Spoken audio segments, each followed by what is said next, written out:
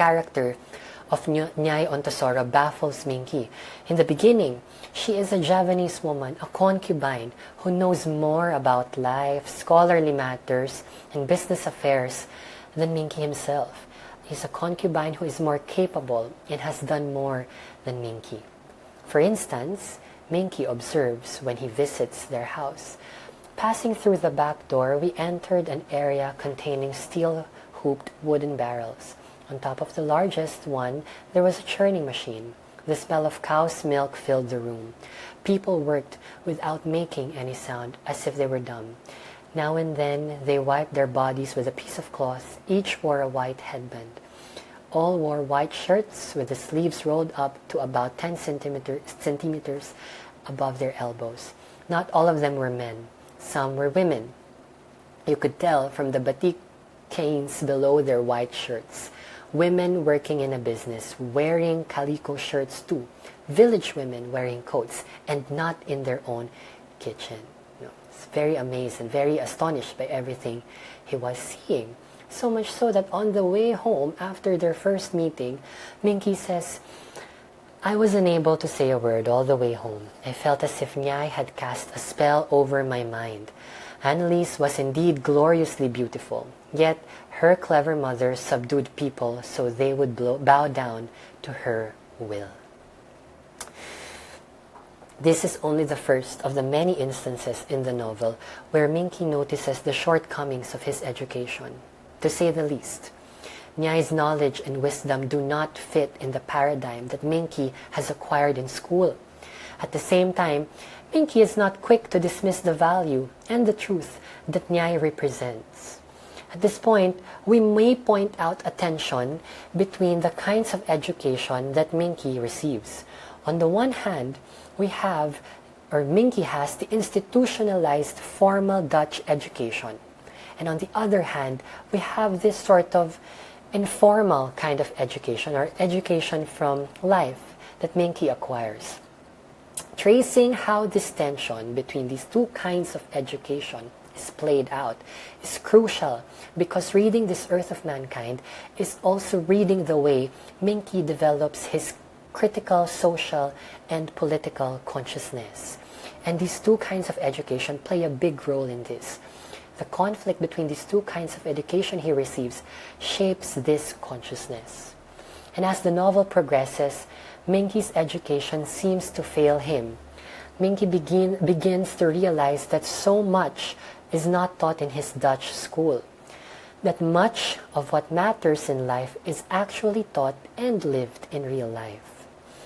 Nyai's voice is one of the strongest voices that reminds him of this. Towards the end of the novel, when Minke is crushed under the weight of colonial oppression, he says, all that glorified European science and learning was a load of nonsense, empty talk, empty talk. In the end, it would all be nothing more than a tool to rob us of all that we loved, all we owned, honor, sweat, rights, even child and wife. Yet, even Dutch education itself, having said that, regardless of its tension with what happens in real life, Dutch education itself has its own set of inconsistencies and contradictions.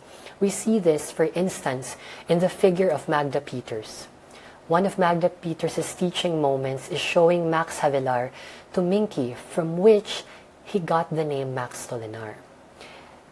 Minke recalls, Miss Magda once told us the story of Multatuli and his friends, the poet-journalist Roerde van Eysinge.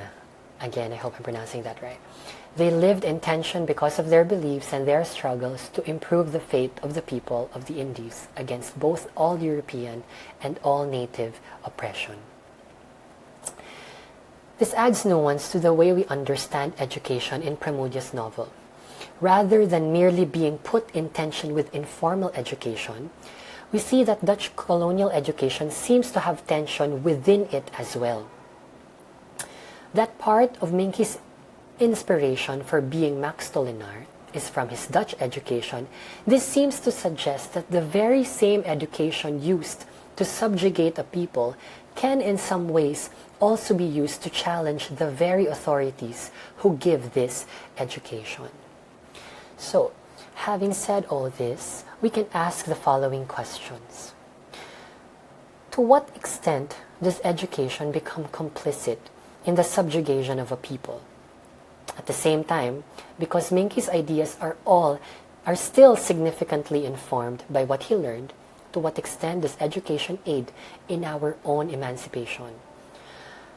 On one hand, just to elaborate on the question, can we simply dismiss science, technology, and reason, things that Minke associates with his education, as mere colonial impositions, obscuring a just perspective on life?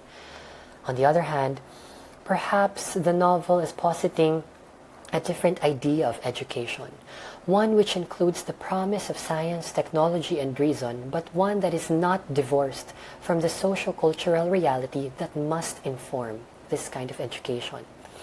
A kind of education that is not weaponized for submission and docility. As a matter of fact, this kind of education must prioritize the study of these historical realities and how they accommodate the weight of modernity.